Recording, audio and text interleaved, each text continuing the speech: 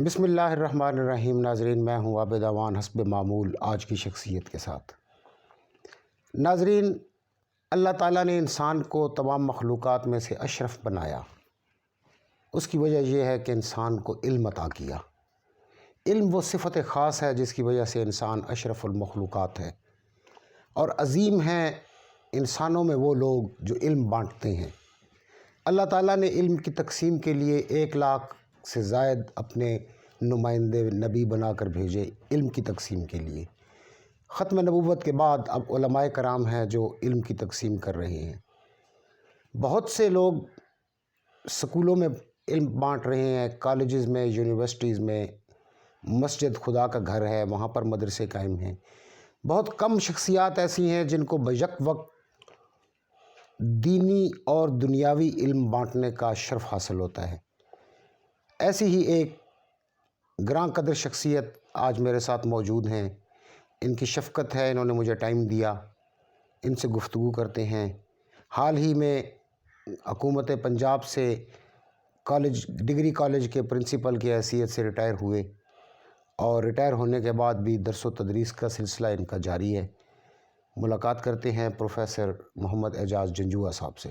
السلام علیکم سر۔ وعلیکم السلام ورحمۃ اللہ وبرکاتہ۔ سر، ریٹائرمنٹ کے بعد زندگی کیسی گزر رہی ہے؟ کیا کر رہے ہیں آپ؟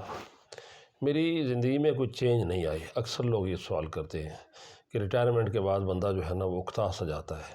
الحمدللہ میرے جو علمی مشاغل ہیں وہ جاری ہیں، لکھنے پڑھنے کا کام ہے، اور اس کے علاوہ جہاں کوئی وعظ وغیرہ کی ضرورت ہو تو وہاں بھی چلا جاتا ہوں۔ تو یہ تو میرا شروع سے ایک انداز ہے، ایک پیشہ ہے۔ میں نے ایک طریقہ کار اڈاپٹ کیا ہے، اور یہ اللہ کی رضا کے لیے کرتا ہوں۔ اب سنا ہے آپ دوبارہ کالج میں فی سبیل اللہ جوائن کر رہے ہیں کیونکہ انگلش کا وہاں پر پرابلم ہے ٹیچر کا۔ اصل میں میری ریٹائرمنٹ کے بعد میرے سارے دوستوں کا، میرے طلباء کا بہت زیادہ مطالبہ تھا کہ آپ گھر میں نہ بیٹھیں۔ گھر میں بندہ بالکل ایگزاسٹ ہو جاتا ہے، اس کی ایکٹیویٹیز ختم ہو جاتی ہیں، اور آپ نے ایک بڑا عرصہ اس کالج میں گزارا ہے تو اس کے ساتھ ناطہ نہ توڑیے۔ سو میں جاتا رہا۔ کورونا سے پہلے بھی میں کلاسز لیتا رہا۔ 1-2 دن ویسے بیٹھا رہا تو ذرا بے ذوقی سی ہوئی، اور اچھا بھی نہیں لگا کہ سارا دن بندہ بیٹھا رہے۔ تو میں نے کہا یار میں کالج میں تو آ جاتا ہوں، میرے ذمہ کوئی ڈیوٹی بھی لگائیں۔ سو انہوں نے مجھے 1-2 کلاسز دے دیں، ان کی بڑی مہربانی۔ تو میں کلاسز لیتا رہا۔ اب پھر ایک وفد میرے پاس آیا، بلکہ بارہا جو طلباء ہیں وہ مجھے یاد کرتے رہے، تو میں نے پھر مناسب سمجھا، کیونکہ وہاں پر یہ کمی تھی۔ یہ جو ادارہ ہے نا جی، اس کو جگر کا خون دے دے کر یہ بوٹے میں نے پالے ہیں، اس لیے اس میں اگر کوئی کمی کوتاہی ہو تو مجھے اس سے دکھ ہوتا ہے۔ حالانکہ میری طبیعت ٹھیک نہیں تھی، یعنی لکھنے پڑھنے کی وجہ سے، مسلسل بیٹھنے کی وجہ سے، لیکن میں انکار نہیں کر سکا۔ تو میں آج بھی کالج میں حاضر ہوا، اور وہاں پر میں نے ایک کلاس لے لی ہے تاکہ یہ فیض بڑھتا رہے، اور کالج کا بھی فائدہ ہو، علاقے کا بھی فائدہ ہو، اور طلباء کا فائدہ بھی ہو۔ پروفیسر صاحب، آپ سے گفتگو کرنے کے لیے مجھے بہت زیادہ وقت درکار ہے، تو اتنا تو ہمارے پاس ٹائم نہیں ہوتا۔ یقیناً مجھے 2 حصوں میں آپ کا انٹرویو کرنا پڑے گا۔ یہ آپ کی مہربانی ہے، کرم نوازی ہے۔ آج میں جس خاص موضوع پہ آپ سے بات کرنا چاہتا ہوں، آپ نے بہت ایک طویل عرصہ دیا ہے گورنمنٹ ڈگری کالج بچھال کلاں کو۔ پہلے آپ پروفیسر کی حیثیت سے پڑھاتے رہے، پھر آپ پرنسپل رہے۔ آپ کی بہت زیادہ خدمات ہیں، تو میں چاہوں گا کہ ہمارے ناظرین کو آپ تھوڑا سا اس بارے میں بتائیں کہ آپ نے کالج کی جو فلاح و بہبود ہے، یا بلکہ یہ کہیں کہ جب 1963 میں یہ کالج بنا تو اس وقت سے لے کے اب تک جو قانونی طور پہ زمین کی وہ ایک ہے کہ جی کالج کے نام پر نہیں منتقل ہوئی تھی، بہت مشکل کام تھا۔ کالج کے قیام کے 30-40 سال بعد آپ نے وہ ریکارڈ ڈھونڈا اور اس کو اپڈیٹ کیا۔ عابد صاحب، یہ ایک لمبی تاریخ ہے، بلکہ کالج کی تاریخ کا میں ایک بہت بڑا حصہ ہوں، اس لیے کہ میں نے اس کالج میں پڑھا، اور کالج میں پڑھائی کے بعد بھی میں نے کالج سے رابطہ نہیں کاٹا تھا۔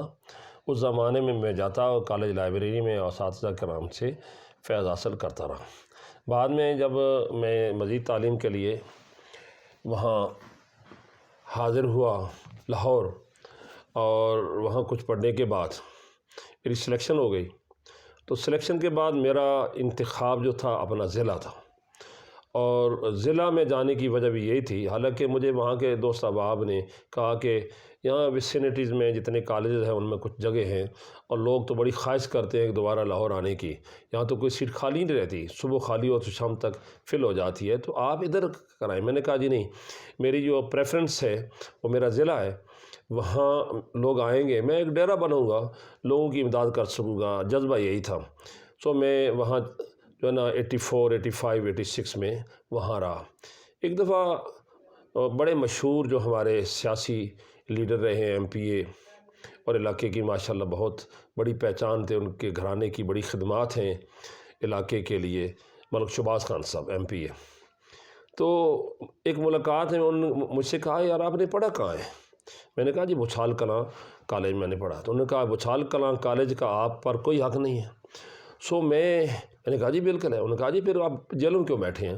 میں نے کہا میں اس جذبے کے تحت بیٹھا ہوں یا لوگ خدمت کروں گا۔ پھر یہ ضلع بن گیا چکوال، اور ان کے ساتھ ترغیب ہوگی تو میں کالج میں آ گیا ہے۔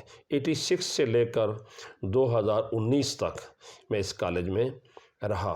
تو گویا کالج کے شب و روز، اس کی بڑی تاریخ، اس کے نشیب و فراز، اس کے مشکل حالات اور اس کے اچھے حالات، وہ سارے کے سارے میری نظر میں ہیں۔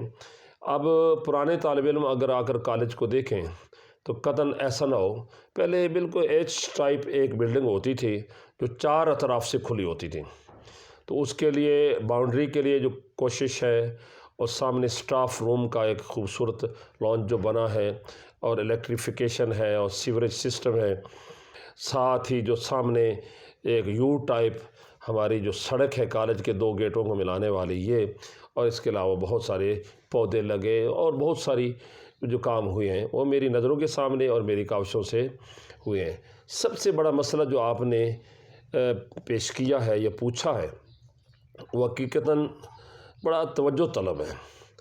جو لوگ آتے ہیں کام کرنے کے بعد چلے جاتے ہیں، ان کی کالج کے ساتھ مزید کوئی دلچسپی نہیں ہوتی اپنے فرض کے ساتھ، لیکن چونکہ میرا تو یہ مادر علمی تھا یہ کالج، یہ میری اس کئی حیثیتوں سے، کئی جہتوں سے کالج کے ساتھ میری ہمدردی تھی، محبت تھی۔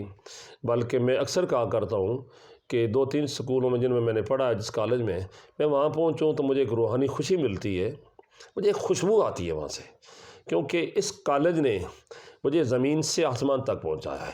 اس کی وجہ سے میری شہرت بنی ہے، میری پہچان بنی ہے، اور یہ علاقے کے ہارٹ میں واقع ہے، اور یہاں سے ہزاروں لوگوں نے فیض اٹھایا ہے۔ تو اس نے مجھے بنانے میں، اس کالج نے اور بچھال کلاں ہائی اسکول نے یہ بڑا رول ادا کیا ہے، اس لیے میں نے اپنی زندگی اس کے لیے وقف کر دی تھی۔ میرے جاننے والے، یہ میں بلا مبالغہ بات کر رہا ہوں کہ مطلب ایک عشرہ تک جو میں پرنسپل کم از کم 1.5 عشرہ رہا، 15-16 سال، تو پچھلے بہت سارے سالوں میں میں نے کبھی کیجول لیو نہیں لی، اچھا، بیماری میں بھی۔ بلکہ بعض ضلعی افسر جب آئے تو بڑی عجیب بات ہے کہ میں بیماری کے عالم میں صوفے میں پڑا تھا، میں نے کبھی چھٹی نہیں کی۔ میرے بھائی جان یہی کہتے تھے کہ یار یہ آپ کے بغیر کالج نہیں چل سکتا۔ آپ سے مجھے ڈائریکٹر صاحب نے کہا یار آپ ہفتہ 1.5 ہفتہ چھٹی کر لیں، آپ کی صحت ٹھیک نہیں ہے، لیکن مجھے پتا تھا کہ اس کالج کو بچانے کے لیے، اس کو اپ گریڈ کرنے کے لیے، اس کی عزتیں دینے کے لیے اور اس کی پہچان بنانے کے لیے میں نے جو کام کیا، کلاسز سٹارٹ کی، کو ایجوکیشن کو سنبھال کر رکھا، بہت بڑا عرصہ ہے، 25 سال تک یہاں کوئی ایون سنگل واقعہ بھی آپ کے ذہن میں یا آپ کے تجربے میں نہیں آیا ہوگا کہ ایک کالج میں جہاں مطلب یہ ہے کہ بڑی سینئر کلاسز ہوتی ہیں اور ہمارا کلچر جو ہے الاؤ نہیں کرتا، مجھے فیس کرنا پڑا فاتح خانیوں میں کہ آپ نے کو ایجوکیشن کیسے بنا دی ہے، آپ تو مذہبی آدمی ہیں۔ مجھے پتا تھا کہ جب میں کالج میں ہوتا تھا تو ہماری بچیاں جو کلرکہار یا چکوال جاتی تھیں ان کن مشکلات سے گزرتی تھیں، تو میں نے کہا بجائے اس کے کہ راستے میں ہنگامہ آ رہی ہو، جو بھون سے اور ادھر چکوال سے بچے ہمارے پاس پڑھتے تھے ان کی وجہ سے گروپنگ ہو اور اس قسم کی، وہ ہماری عزت کا مسئلہ تھا۔ تو میں نے جب سے اس کو سٹارٹ کیا آخری دم تک، یعنی میں 9 اپریل کو ریٹائرڈ ہوا، اس دن بھی میں نے کلاس لی ہے، میرا رابطہ ان کے ساتھ یہ تھا، اور میں نے اس کالج کو بچانے کے لیے یا علاقے کی خدمت کے لیے، کیونکہ اس کالج کو بنانے میں بڑی مشکلات آئی ہیں۔ یہ لوگوں کو پتہ نہیں ہے کہ یہ کتنی بڑی نعمت ہے، سیٹھ صاحب کی کتنی کاوشیں ہیں، اس لیے کہ پی ڈی خان میں بہت پرانے مسلم لیگی تھے، راجہ غضنفر علی خان صاحب، چوسا شاہ میں بریگیڈیئر گلزار احمد صاحب تھے، اس طرح اور بڑے، اور سیٹھ صاحب نے اس فار فلنگ ایریا میں، اب تو ماشاءاللہ دنیا بدل گئی ہے نا، نکلے جو میں کدے سے تو دنیا بدل گئی، اب بچھال کلاں یا اس سارے کا سارا علاقہ یہ تو اب جنت نظیر ہے، جنت نظیر تو پہلے بھی تھا، لیکن فیسلٹی نہیں تھی، جب ٹیچرز آتے تھے تو گاڑیوں کو دھکے لگا کر آتے تھے، اور بڑی اور آپ جو ہے آپ کو ہر طرح کی فیسلٹی، تو اس کالج کو پروموٹ کرنے کے لیے، اس کی بقا کے لیے مجھ سے جو ہو سکا میں نے کیا۔ ایک مسئلہ جو 1998 میں ریز ہوا تھا کہ جو 7 والا گھر ہے، ان کی زمین ہے، انہوں نے کالج میں زمین دی تھی، وہ جو اونر ہے وہ میرے پاس آئے، انہوں نے کہا سر یہ اس طرح ہوا ہے کہ یہ اوپر والی آبادی ہے، انہوں نے کالج کو دھکیل کر ہماری طرف کر دیا، یعنی باؤنڈری جو ہے نا ادھر بڑھا۔ میں نے کہا جی نہیں، کیونکہ ہمارے 1964 میں جب ڈیمارکیشن ہوئی تھی تو ہم نے اس کی نشاندہی کرائی تھی، اور محکمہ مال نے اور ڈی سی صاحب نے، کمشنر صاحب بھی تشریف لائے تھے، تو اس کی ڈیمارکیشن ہوئی تھی، تو اس کے بعد انہوں نے کہا جی نہیں یہ جو اوپر والے آ رہے ہیں، میں نے کہا آپ اس طرح کریں کہ محکمہ مال کو بلا لیں، ریونیو والوں کو، انہوں نے جب کرائی تو ایک نئی چیز سامنے آئی کہ وہ یہ ہے کہ جی اس کالج کہ جو ہوتا ہے نا انتقال، وہ صحیح نہیں ہوا ہے، میرے لیے نئی بات ہے۔ میں نے اپنے کالج کے کاغذات ٹٹولے، ان میں سے ہمیں اپنا ریکارڈ پورا مل گیا، ہمارے نزدیک سے یہ صحیح تھا، لیکن 2006-07 میں جب یہ ہمیں فیسلٹی مل رہی تھی باؤنڈری، اس سے پہلے بوائز کالجز کے لیے یہ کوئی پروویژن نہیں تھی بوائز وال کی، باؤنڈری وال کی، لیکن جب یہ ضرورتیں بنتی گئیں تو ہم نے اس کے لیے ہمیں چار دیواری مل گئی، بنانی شروع کی، تو ہر طرف سے یعنی یہ چار دیواری سردار غلام عباس صاحب جب ضلع ناظم تھے انہوں نے بنوائی تھی؟ نہیں، اس کا ان کے ساتھ کوئی تعلق نہیں ہے، بنیادی طور پر یہ ہمارا جو اینول بجٹ ہے اس میں بھی نہیں ہے، ہم یہ سمجھ رہے تھے۔ سردار صاحب یہاں تشریف لائے تھے، کچھ مسائل انہوں نے سنے تھے، اور ماسٹر کلاسز بھی سٹارٹ کرنے کا اعلان بھی کیا تھا، 2 بسیں دینے کا بھی اعلان کیا تھا، لیکن ہم جلد ہی نا ضلع سے پھر صوبے میں چلے گئے۔ یہ 99 میں ضلع میں آئے تھے، یعنی ضلع کے ماتحت آ گئے تھے، لیکن جب ادھر چلے گئے تو سردار صاحب کے وہ جو ہمارے ڈپٹی ڈائریکٹر صاحب تھے اس زمانے میں، ڈی ای او تھے، ڈسٹرکٹ ایجوکیشن آفیسر، ان سے ملے اور پھر مجھے بھی بلایا گیا، تو انہوں نے کہا جی آپ صوبے میں چلے گئے ہیں تو ہم ضلع کی گرانٹ میں سے تو نہیں دے سکتے، تو آپ کوشش کریں۔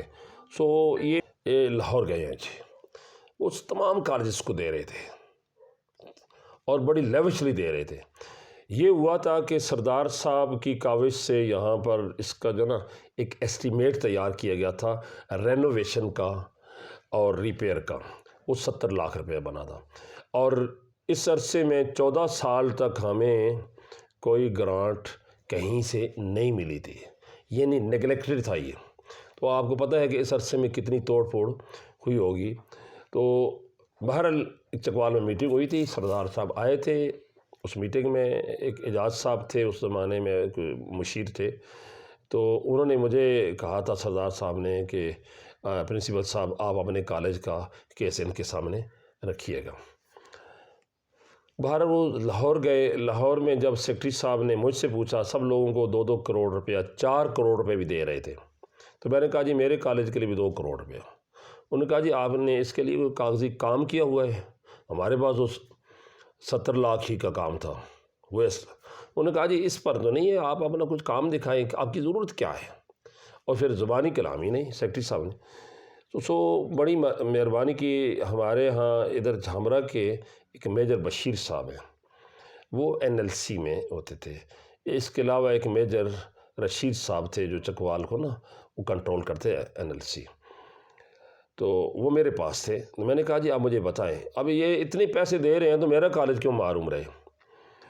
میں نے اتنی ڈیمانڈ کی ہے تو آپ اس کا کچھ حل نکالیں۔ ہم باہر نکلے، انہوں نے چکوال ضلع سے اپنے دفتر سے پتہ کیا کہ ہم کیا کیا لے سکتے ہیں۔ سیوریج سسٹم اور الیکٹریفیکیشن، اس پر اس زمانے میں 40 لاکھ روپیہ تھا. آج کل تو 40 لاکھ کی کوئی پالیسی نہیں بنتی، 10-20 سال پہلے بہت زیادہ.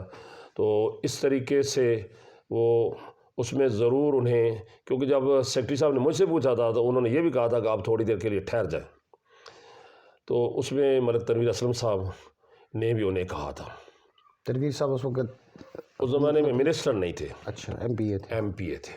انہوں نے کہا تھا، لیکن یہ میں نے بتایا نا کہ یہ کسی اور گرانٹ سے نہیں تھا، یہ باہر سے کچھ ایسے ایڈ آئی تھی، وہ بانٹ رہے تھے. بہرحال یہ ہے کہ سردار صاحب کی یہ کاوش تھی کہ انہوں نے اس زمانے میں کہا کہ یہ پرنسپل صاحب کی بات سن لیجیے گا، یہ اپنی وکالت کریں گے. انہوں نے بھی ان کو کہا تھا. وکالت میں نے خود ہی کی تھی، اور مجھے پتہ ہے کہ میں جس صورت میں گیا تھا اور میں سخت بیمار بھی تھا اور سیٹ پر لیٹ کر، لیکن مجھے فخر ہے کہ میں نے وہ چانس ضائع نہیں کیا، جس کی وجہ سے کالج کی باؤنڈری بن گئی. اب باؤنڈری بنی ہے تو ساتھ والے لوگوں نے اس کا اسٹے لے لیا عدالت سے. تو میں نے ڈیفینڈ کیا اپنی ذاتی حیثیت میں، ماشاءاللہ بہت اچھے طریقے سے کیا. لیکن اس زمانے میں جو چیز سامنے آئی تھی وہ یہ ہے کہ یہ کالج کا پراپر انتقال نہیں ہوا، تتمہ نہیں کٹا. تو اس سے مجھے خطرہ تھا، میں نے اس کو اسی غراض میں رکھ لیا، کیونکہ اب مادیت کا دور ہے اور جگہ کی ویلیو زمین سے آسمان پر چلی گئی ہے. جس زمانے میں دیا گیا تو اس میں وقت اس کی کوئی حیثیت نہیں تھی، صحیح، تب بھی لوگ نہیں دیتے تھے. اور اب تو آگے ایک انچ جو ہے وہ انتہائی قیمتی ہو گیا ہے. تو میں نے کسی کو نہیں بتایا کہ ہمارا اس کا انتقال وغیرہ نہیں ہوا. سو میں نے بڑے آرام سے ٹیکٹ فلی منتیں کر کے، کبھی ایک وہ ہم نے پلر لگایا تو پھر رکاوٹ، پھر باتیں کی، پھر منت کی، لوگوں کو انوالو کیا. چار دیواری جب بن گئی تو میں شیر ہو گیا کہ اب کوئی بندہ چار دیواری کے اندر نہیں آ سکتا، کہ محکمہ مال میں ہمارا قبضہ لگا ہوا ہے، ملکیت ٹرانسفر نہیں ہوئی. تو میرا کیس جب وہ میڈم تھیں جج صاحبہ، انہوں نے ماشاءاللہ بڑی ہمدردی سے سنا، اور جو میں نے ورڈنگ دی تھی وہی انہوں نے اس سارے مقدمے میں، اس میں نا اپنے آرڈرز میں، اپنے اس ورڈکٹ میں وہ لکھ دی. لیکن وہ لوگ ان کا حق بنتا تھا، میں آپ کو بتاؤں، لیکن ہمارے علم میں نہیں تھا. بعد میں جب ہم نے اس کو پرسو کیا نا جی، تو ہمیں اس سے ایک غلطی محسوس ہوئی کہ واقعتاً 1.5 کنال جگہ ان کی بنتی تھی، یعنی کیلکولیشن غلط تھی، ڈیمارکیشن ٹھیک تھی. مثلا وہ جو انہوں نے یہ عدالت میں ایڈمٹ کیا جب ہم نے ان کو 6 کنال 10 مرلے جگہ دی ہوئی ہے. اب وہ جو اس کا ایک سائڈ ہے وہ بھی 42 کرم تھا، دوسری بھی 42 کرم، ایک سے 37 اور ایک سے 35 تقریباً. تو اس کو اگر کیلکولیٹ کریں تو وہ 8 کنال کے قریب بنتی ہے. لیکن پٹواری نے وہ 36 کے بجائے 26 سے ضرب دے دی، 26 ضرب 42، تو ٹوٹل رقبہ کم. اس سے ان کو مالکان کو فائدہ مل گیا، ورنہ جگہ جو ہے نا وہ دی گئی تھی کالج میں تاکہ باؤنڈری کو، لیکن چونکہ اس زمانے میں ان کو اس کا پیسہ نہیں مل سکا تھا اور ان کے نام رہ گئی، یعنی 8 کنال ان کو دے دی گئی. جگہ انہوں نے مفت دی ہوئی تھی کالج؟ نہیں، قیمتاً دی ہوئی تھی. اچھا، کالج کی ساری زمین قیمتاً ہوئی ہے، کیونکہ اس کے میں نے عدالت میں وہ ثبوت پیش کیے ہیں، جو چیک وغیرہ، چیک نمبر لکھوائے ہیں. یہ 2 حصوں میں 27,000 روپیہ اس زمانے میں، اب 64 میں 27,000 روپیہ بہت بڑی مالیت ہے. بچھال کے جو لوگ یہ کلیم کرتے ہیں کہ ہمارے آباء و اجداد نے زمین فری زمین نہیں، فری نہیں تھی زمین، قیمتاً آئی ہے. اس کی وجہ یہ ہے کہ میں نے وہ عدالت میں ریکارڈ جمع کرایا تھا 2 حصوں میں، ایک میں 27,000 سم تھنگ، دوسرے میں 8,000، یعنی تقریباً 9,000 روپیہ ہے. 35-36,000 روپیہ اس ساری زمین کی مالیت دی گئی ہے، قیمت دی گئی ہے. اب یہ کس چینل سے دی گئی ہے؟ سیٹھ صاحب نے جیب سے دی یا محکمے نے دی؟ دلوائی محکمے ہی سے ہے، محکمے نے بلڈنگ ڈپارٹمنٹس وغیرہ وہ اس کا یہ چیک وغیرہ بنے تھے، پیمنٹ کی گئی تھی. یہ غلط فہم، اس کا باقاعدہ سیکشن 6 ہوا، ہمیں وہ نہیں ملتا تھا. جو میں نے بتایا کہ اس کی میں نے جو ہسٹری لکھی ہے آپ نے اس ونہار جو ہمارا رسالہ ہے میگزین، اس لیے تاکہ ہماری ساری نسل جان لے کہ کالج کی دریافت میں ہم نے جو ادھر اس فضا میں کچھ عرصہ گزارا ہے اور کالج نے جو کچھ ہمیں دیا ہے، ہمیں اس احسان کو اتارنے کے لیے اتنی کاوش کرنی یہ ضروری تھی. تو میں نے اس کے لیے بڑے جتن کیے. پنڈی میں جا کر اس کو قریدہ ہے، چکوال میں بلڈنگ ڈپارٹمنٹس کے پاس گیا ہوں اور ڈپٹی ڈائریکٹر صاحب کا بھی شکر گزار ہوں. جو حالانکہ وہ ٹانگوں سے کچھ معذور بھی تھے، میرے ساتھ چلتے تھے، لیاقت کہوٹ صاحب، پھر اے سی کلر کہار، جب ہم سولیسٹر کے پاس گئے تو انہوں نے اے سی صاحب کو طلب کیا، تحصیلدار گیا تھا، انہوں نے فریٹلی کہا جی ہمارے پاس محکمہ مال میں وہ ریکارڈ نہیں ہے جو ہم ہائی کورٹ میں پیش کر سکیں، اور نہ ہی ڈسٹرکٹ کورٹ میں ہم پیش کر سکیں، کیونکہ ایکوزیشن آرڈر نہیں تھا کہ آپ ایکوائر کر رہے ہیں، اس کے ایک آرڈر ہوتا ہے۔ جی پھر قبضہ ہو گیا تھا، اور باقاعدہ لکھا ہے کہ فلاں فلاں مالکان کی موجودگی میں نا جی اعلان عام ہوا ہے، ڈھول بجے ہیں، جگہ کمشنر آیا، یہ سارے کا سارا پروسیس پورا ہوا تھا۔ خدا جانے کیا کمی رہ گئی۔ اس سلسلے میں نے بہت سارے لوگوں سے رابطہ کیا، میں نے پروفیسر غازی احمد صاحب سے بھی پتہ کیا، وہ جلدی آ گئے تھے، ملک سکندر صاحب بھی ویل فیملیئر تھے، لیکن انہیں اس بات کا پتہ نہیں تھا۔ سب سے زیادہ جاننے والے تھے ملک غلام حسین صاحب، ماسٹر غلام حسین صاحب، تو میں ان کے پاس بھی گیا، انہوں نے مجھے ٹائم دیا، لیکن جب اس مقام پر پہنچے کہ انتقال کدھر گیا ہے تو انہیں بھی پتہ نہیں تھا۔ میں چونکہ سیٹھ صاحب کے ساتھ ہوتے تھے، سیکٹری صاحب، سیکٹری اقبال صاحب، میں ان کے گھر گیا ہوں، یعنی میں نے کوئی چینل نہیں چھوڑا کالج کو ڈھونڈنے میں۔ پھر اللہ پاک نے کیسی کارونازی کی، چونکہ لمبی داستان ہے یہ، جب ہم سولیسٹر کی عدالت میں گئے نا جی، وہاں ایک سپرنٹینڈنٹ صاحب وہ فرشتہ بن گئے، تو انہوں نے مجھے کہا جی آپ کیوں پریشان ہیں؟ میں نے کہا جی ایک کالج کا مسئلہ ہے، اب عدالت اگر لکھ دے کہ کالج کا کوئی وجود نہیں ہے تو ہم کس کس سے لڑیں گے؟ وہاں پر کچھ ثبوت ہونا چاہیے نا جی، کوئی ہمیں مارنا شروع کر دے، بھگا دے، ساری بلڈنگ قبضہ کر لے تو کالج کا تو کوئی وجود نہیں۔ انہوں نے کہا جی اس طرح کریں کہ اگر آپ کو اس کا نہیں ملتا نوٹیفیکیشن جو ہے نا سیکشن 4 کا۔ اچھا دلچسپ بات یہ ہے کہ میں نے ڈی سی چکوال کو بھی لکھا، وہاں سے جواب آیا کہ بچال کلاں کالج کا کوئی نوٹیفیکیشن نہیں ہوا، سیکشن 4 نہیں ہوا۔ اب یہ عدالت میں تو نہیں پیش کیا جا سکتا تھا، صحیح بات، صحیح ہے نا جی۔ جج صاحب کہتے ہیں سب سے بڑی دلیل یہ ہے کہ آپ تو غاصب ہیں، تو میں نے وہ دبا لیا، وہ میں نے پیش نہیں کیا۔ لیکن اس کا جو کلو مجھے ملا تھا نا کہ یہ اس کی پہلی جو ایکوزیشن ہوئی ہے نا زمین کی، یہ higher secondary school for boys کی ہے۔ پھر آگے جو این ڈی پی ہے اس میں جب گرانٹ آئی تھی تو اس کا سٹیٹس بدل دیا گیا، وہ آرڈر ہمیں آج تک نہیں ملے کہ اس کو انٹر کالج کیسے بنایا گیا اور اس کا نام کیسے پڑا ہے۔ تو اتنا پتہ چل گیا۔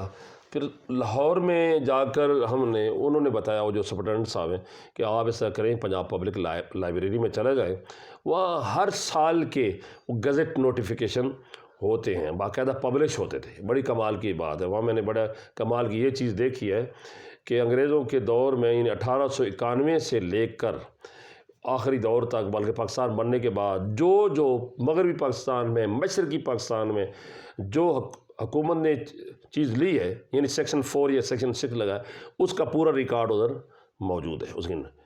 تو میں نے 3 دن لگا کر میں نے وہ نوٹیفیکیشن ڈھونڈ لیا، اور جب ڈھونڈا مجھے روحانی مسرت کہ آج میں نے کالج برآمد کر لیا ہے۔ اس لیے میں نے مضمون جو لکھا ہے اس کا نام ہی لکھا ہے کالج کی باز یافت، یعنی گم شدہ چیز کو ڈھونڈ نکالا ہے۔ تو یہ اس کی داستان، آپ یہ پوچھنا چاہ رہے ہیں، اس کو ریکارڈ بنانا چاہ رہے ہیں نا، تو یہ میں نے، چونکہ سب لوگوں نے وہ نہیں پڑھا، طلبہ کو پڑھنا چاہیے، اساتذہ کو، اور بچال کلاں کیا علاقے کے لوگوں کو پڑھنا چاہیے کہ کالج کی ہسٹری یہ کیا ہے۔ باقی یہاں سے بہت سارے لوگوں نے فیض اٹھایا، بڑے افسر نکلے ہیں یہاں سے، یعنی جج بھی بنے ہیں، سرکاری افسر بنے ہیں، پروفیسر بنے ہیں، اور یہ ہے کہ یہاں سے فیض لینے والے تقریباً گھر گھر میں روزی جا رہی ہے، تو اس کالج کا تو فیض ہے نا جی۔ اور یہاں کا نہیں، کلر کار، خیر پور نیچے تک، پھر بھون، مرید، فم کسر، بل کسر، چکوال تک کے بچے ادھر آتے رہے ہیں۔ یہ اگر پہلی دفعہ پاس نہیں ہوئے، یعنی کسی ایک مضمون سپلیمنٹری آ گیا تو اگلے سال پاس ہو گئے، یعنی 80% اس کا رزلٹ آتا رہا ہے۔ فیض تو یہاں کا تھا۔ تو یہ اس کی تھوڑی سی بریف ہسٹری ہے۔ اس کالج کو یہ بہت بڑی دولت ہے، بہت بڑی دولت ہے، یعنی ہمارے گھر کے دروازے پر کم از کم میں یہ سمجھتا ہوں کہ گاؤں میں ہمارے حالات بہتر تھے کہ میں ایک گاؤں کے لینڈ لارڈ کا پوتا تھا، ہمارے بابا جی کی بڑی زمین تھی، لیکن مجھے پتا تھا کہ میں گھر سے دور جا کر نہیں پڑھ سکتا، گھریلو حالات ایسے تھے۔ تو کتنی کرم نوازی اللہ پاک کی کہ گھر کے دروازے پر ایک کالج تھا، ہمیں کالج دیکھنے کا، کالج کی زندگی کو دیکھنے کا موقع مل گیا۔ سو میں نے بچھال کلاں میں پڑھ کر نا جی پھر پنجاب کے مختلف کالجز میں جا کر ڈیبیٹس میں حصہ لیا، تقریروں میں لیا، ہماری پہچان شناخت ہوئی، اپنی شخصیت کو ابھارنے کا موقع ملا. تو یہ کالج تو بہت بڑی دولت ہے جی، بہت بڑی. اب بھی اس کی قدر کرنی چاہیے. اور جو مقامی لوگ پڑھاتے ہیں یا پڑھتے ہیں وہ خالی گھوم پھر کر نہ جائیں، وہ سمجھیں کہ ان کی روزی یہاں لگی ہوئی ہے، ان کی پہچان عزت ہے. لوگ جھک کر کہتے ہیں پروفیسر صاحب السلام علیکم، اور یہ کالج ان کی پہچان ہے. تو اس کی قدر و قیمت کرنی چاہیے. اس لیے میں نے ناطہ نہیں توڑا اس کے ساتھ. بہت بڑی بات ہے. اچھا سر، یہ اب بہت زیادہ رواج ہو گیا پرائیویٹ سیکٹر کے تعلیمی اداروں کا، یہ سرکاری اداروں کو نقصان پہنچا رہے ہیں. یہ میرا خیال ہے اس میں حکومت کی مرضی بھی ہے. اگر یہ بات ناگوار نہ گزرے تو حکومت ان اداروں کو وائٹ ایلیفنٹ سمجھتی ہے.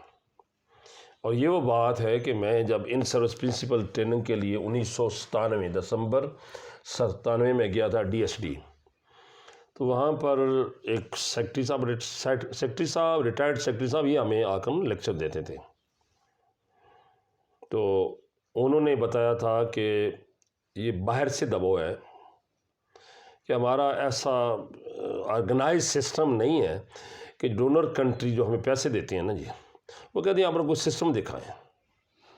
وہ ہمارے پاس اس کا کوئی، اب بھی ہم اس غلط فہمی میں، یا حکومت نے کوئی چیز مانگ لی، پتہ نہیں کیوں مانگ رہے ہیں، ختم کرنا چاہتے ہیں یہ. حالانکہ وہ مجھے پتہ ہے، اس دن بتا رہے تھے، میں 1998 کی بات کر رہا ہوں، 97 کے بلکہ آخری ہفتے کی، کہ وہ بتا رہے تھے کہ 8 ملکوں نے ہمیں جو پیسے دیے تھے، ہمارے پاس پراپر سسٹم، جو باقاعدہ کمپیوٹرائز سسٹم نہ ہونے کی وجہ سے انہوں نے یہ پیسے ہم سے واپس لے لیے اور بنگلہ دیش کو دیے اور سری لنکا کو دے دیے. اور میں نے وہاں سے سنا تھا، انہوں نے بتایا تھا کہ وہاں پر بنگلہ دیش میں ایک تنظیم چل رہی ہے جس تنظیم کے تحت بڑی آرگنائزڈ کمپیوٹرائز سسٹم ہے، 45,000 اسکول کالجز ہیں. تو انہوں نے پیسہ ادھر لگا دیا. اسی طرح سری لنکا سے. تو یہ ہماری حکومت جو ہے ان پر دباؤ ہے کہ آپ ان اداروں کو ختم کریں. آرمی کے بعد سب سے بڑا بجٹ جو ہے وہ تعلیم پر خرچ ہوتا ہے. اور دوسری بات جو میں نے سنی ان کی زبان سے، انہوں نے کہا جی تعلیم ایک انویسٹمنٹ ہے، والدین انویسٹمنٹ کریں اور ان کو ریٹرن ہو. یعنی بچوں کو جتنا اچھا پڑھائیں گے، جتنے اچھے اداروں میں پڑھائیں گے تو ان کو اچھی نوکریاں ملیں گی، تو پیسے کمائیں گے. تو حکومت پر بچہ 8 سے 10,000 روپے خرچ کرتی ہے پر منتھ. اور ایسا ہے کہ بہت چھوٹے کالجز ہیں جہاں 50-60 طالب علم ہیں، وہاں پر بھی سال میں کہیں 60 لاکھ بجٹ آ رہا ہے، کہیں کروڑ روپے بجٹ آ رہا ہے، تو 40-50 بچوں کے لیے ایسی صورتحال. اس کے ساتھ ساتھ ایک نیا ٹرینڈ یہ بنا ہے، گورنمنٹ نے یہ راستے کھول دیے کہ 2 کمروں میں بھی کالج کھل گیا. تو کہتے ہیں کہ ہمارے سر سے بوجھ تو اتر گیا نا جی، ہمیں نہ پینشن دینی پڑے، نہ ہمیں چھوٹی دینی پڑے، نہ اور جتنی فیسلٹیز وغیرہ ہیں نا جی، تو یہ خود ہی مینیج کریں، نوکریاں نہیں دینی پڑیں گی. تو انہوں نے ان کو بھی پروموٹ کیا کہ یہ جو پرائیویٹ سیکٹر ہے یہ بہت بڑا تعاون کر رہا ہے اور اس طریقے سے ادارے بنا رہا ہے، لیکن اس سے نقصان ہوا ہے ان اداروں میں. سر مجھے بڑی حیرت ہو رہی ہے آپ کے یہ اعداد و شمار سن کے کہ آرمی کے بعد سب سے زیادہ بجٹ تعلیم پہ دے رہی ہے. نظر تو کہیں نہیں آتا. آ رہا ہے، سارے اساتذہ کرام لے رہے ہیں نا جی. اب مثلا جہاں 10 بچے، اب یہ صورتحال ہے کہ میں نے سارے بچے اپنی گورنمنٹ میں نے کبھی اپنے محکمے سے بے وفائی نہیں کیا. میرے تمام بچے گورنمنٹ اسکول میں پڑھے ہیں، میں بھی پڑھا سکتا تھا. اور مجھے یاد ہے کہ جب شروع میں 1-2 اسکول بنے تھے، میانی میں ایک شادی میں بیٹھے تھے نا جی، تو میں نے کہا کہ ان کی حوصلہ شکنی کرنی چاہیے. پرائیویٹ اداروں کی کوئی حیثیت نہیں ہوتی. تو وہاں ایک ویل ٹو ڈو آدمی علاقے کے، وہ کہنے لگے جو لوگ نہیں پڑھا سکتے نہ پڑھائیں، جو پڑھا سکتے انہیں پڑھانے دے جی. جس کی وجہ سے وہ ادارے نکل آئے. آپ کو پتہ ہے، کبھی آپ لوگوں نے جا کر پتہ کیا ہے کہ یہاں جو لوگ پڑھا رہے ہیں وہ کتنی ان کی کوالیفیکیشن ہے اور ان کو پے کیا ہو رہا ہے؟ جی مجھے پتہ ہے نا جی، صحیح ہے نا جی. وہ ایک الگ ظلم کی ایک حقیقت ہے کہ جو بچے ماسٹر کر کے ڈبل کر کے تو وہ کہیں 5,000 10,000 روپے پر وہ کر رہے ہیں. مطلب ایک عملاً آپ نے تعلیم کی نگیشن کر دی ہے.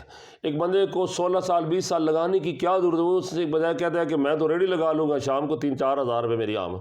ایک بندہ کہ 300 روپے پر پڑھا لکھا ماسٹر ڈگری ہولڈر وہ مزدور بنا ہوا ہے، چھٹی اس کو نہیں ملتی، جی ہاں، چھٹی لے لے تو اس کی تنخواہ کٹ جاتی۔ اس لیے گورنمنٹ کو یہ سوچنا چاہیے کہ اگر تعلیم کو پروموٹ کرنا چاہ رہے ہیں نا جی، تو پھر یہ فکر نہ کریں خامیاں جہاں آئی ہیں، خامیاں میں سمجھتا ہوں، میں چونکہ میں نے پوری دیانتداری سے کام کیا ہے الحمدللہ، اور یہ میں مبالغہ کے طور پر نہیں کہہ رہا، اللہ تعالیٰ کے سامنے جواب دہ ہو کر کہہ رہا ہوں کہ جس محکمے کے ساتھ رہا ہوں پوری وفاداری کی ہے، کبھی بے ایمانی نہیں کی، ایک پیسے کی نہیں کی، خرید و فروخت میں نہیں کی، لیکن مجھے پتہ ہے خامی کیا ہے کہ گورنمنٹ اداروں میں انتہائی کوالیفائڈ لوگ لیے جاتے ہیں، جو میرٹ بنا ہے جی، لیکن وہاں جب وہ پہنچتے ہیں تو وہ خالی رہنے کی وہ تنخواہ لیتے ہیں، خالی رہنے کی، فارغ رہنے کی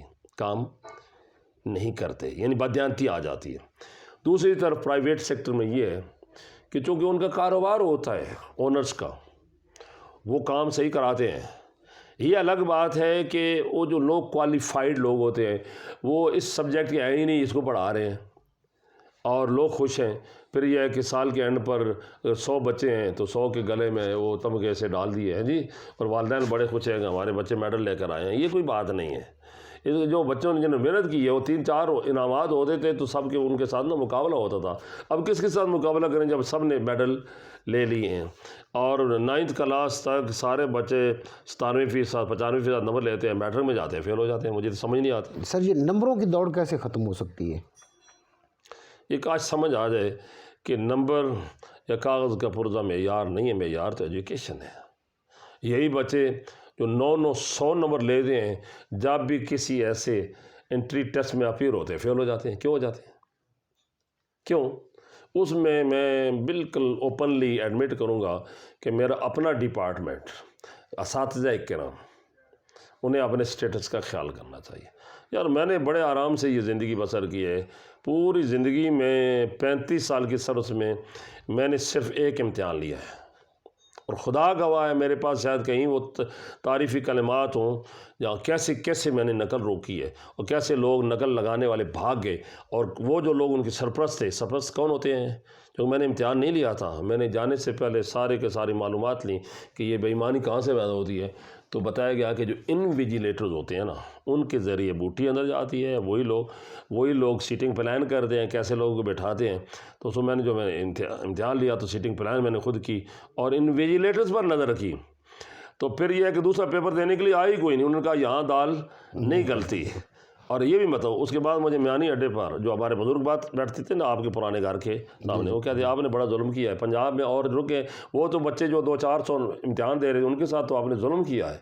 میں نے کہا نہیں میں نے اپنا حصہ ڈالا ہے، کم از کم بے ایمانی میں نے نہیں کی، اس لیے اور یہ امتحان لینا بہت مشکل ہے، یعنی کرنٹ صورتحال میں دیانتداری سے کوئی بندہ نہیں لے سکتا۔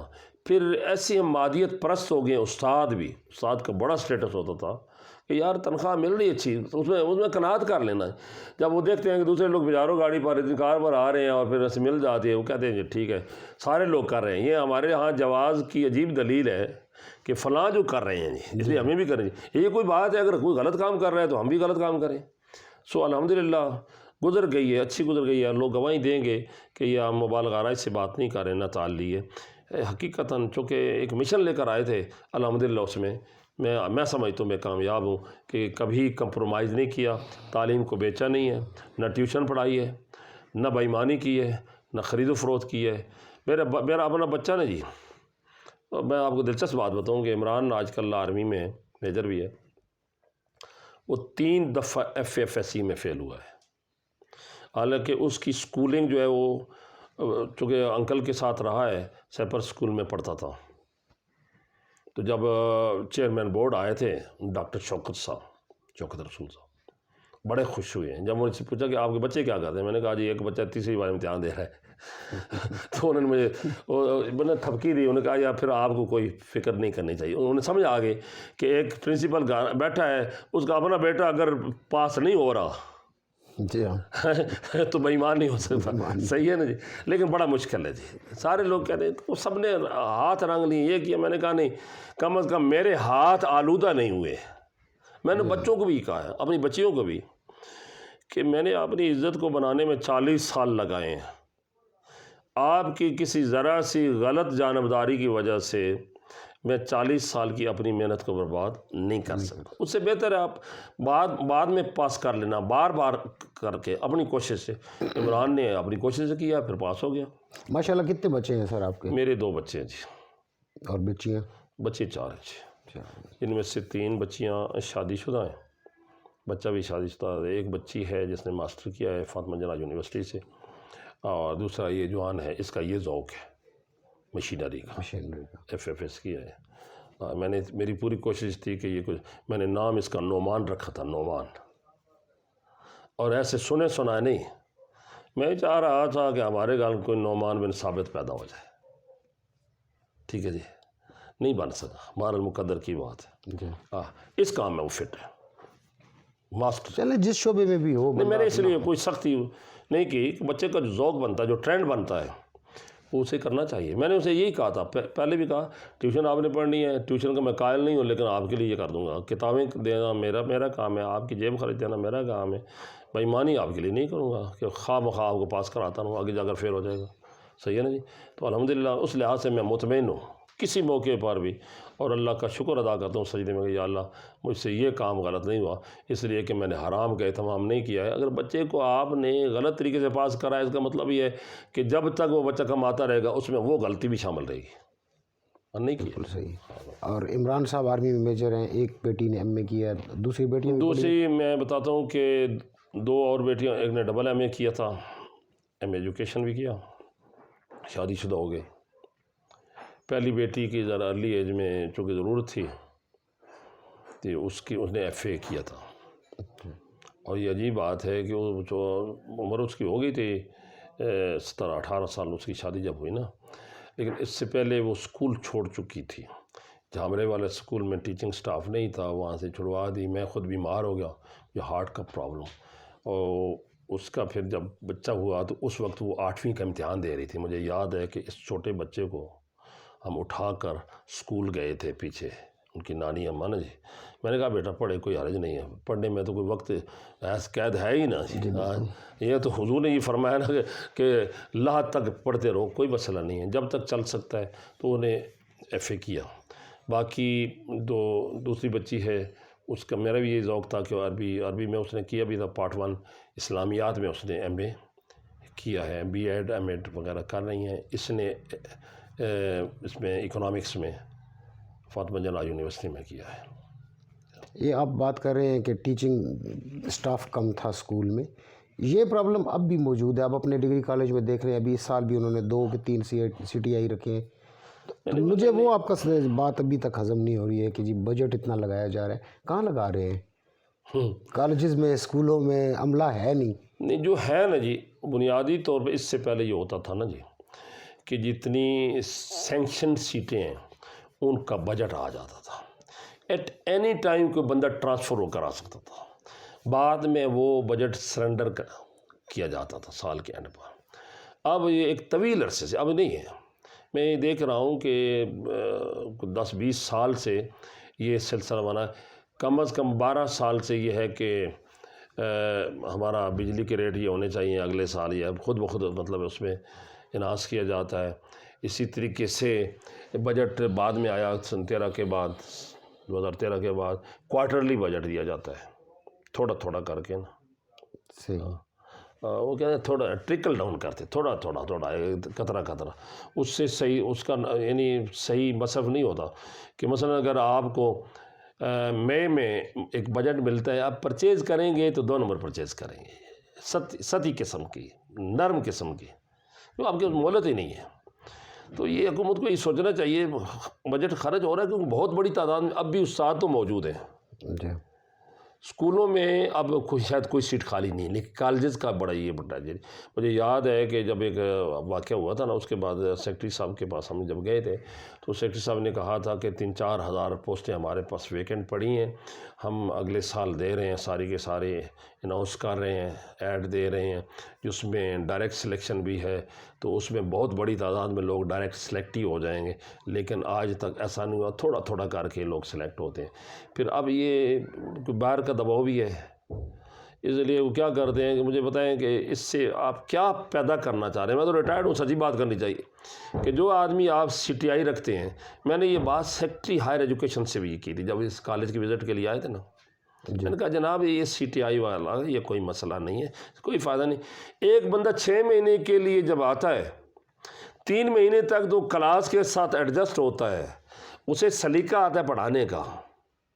پڑھانا کوئی خانہ جی کا گھر تو نہیں ہے نا، جی صحیح ہے، خالہ جی کا تو نہیں ہے نا، یہ کام ہے، اس کے لیے تجربہ درکار ہے۔ ہم 4 مہینے 6 مہینے کے لیے، اور پھر اس کی ذمہ داری نہیں، اور اس کو فکر پڑی، یعنی جان کے لالے پڑے ہوئے ہیں، پہلے اس کو تنخواہ نہیں ملتی، سال کے اینڈ یعنی اس کے جتنا پیریڈ ہے اس کے اینڈ پر اس کو ملتی ہے، وہ پہلے ہی بھاگ جاتا ہے۔ یہ بات ہے مجھے جو شہزاد کی پرنسپل ہیں ہماری میڈم، بڑی سینئر تھیں، تو انہوں نے کہا تھا سر ہمارے پاس جو بچیاں آتی ہیں نا دور دراز سے، 200 روپے ان کا روزانہ کا خرچ ہے، تو اب ان کو تنخواہ نہ ملے تو وہ شرمندہ ہوتی ہیں، گھر جا کر ان سے مانگتی ہیں، میں 6,000 روپے 12,000 15,000 روپے انہوں نے لینا ہے، 6,000 ان کے گاڑی کا خرچ ہے، انہوں نے کچھ اپنا میک اپ وغیرہ کپڑے وغیرہ بھی اچھے پہن کرنا ہوتے کلاس لینے، تو اس لیے ہمارے پاس تو وہ نہیں ٹھہرتی، چلی جاتی ہے، پھر وہ نہیں مسئلہ بن جاتا ہے۔ یہ ان لوگوں کو ضرور جاننا چاہیے جو اوپر بیٹھے ہیں کہ یہ لوگ دوران سال کیوں چلے گئے ہیں، اور پھر مثلا اب وہ میرا اب تعلق نہیں ہے، لیکن 4 مہینے کے لیے ایک بندہ جو آپ ریکروٹ کر رہے ہیں وہ کیا پڑھائے گا؟ 4 مہینے میں کیا سلیبس کور ہو سکتا ہے؟ کیا کوئی امتحان ہو سکتا ہے؟ پھر CTI کی کوئی ذمہ داری، کیا پرنسپل سارے کے سارا یہ کام خود کرتا رہے؟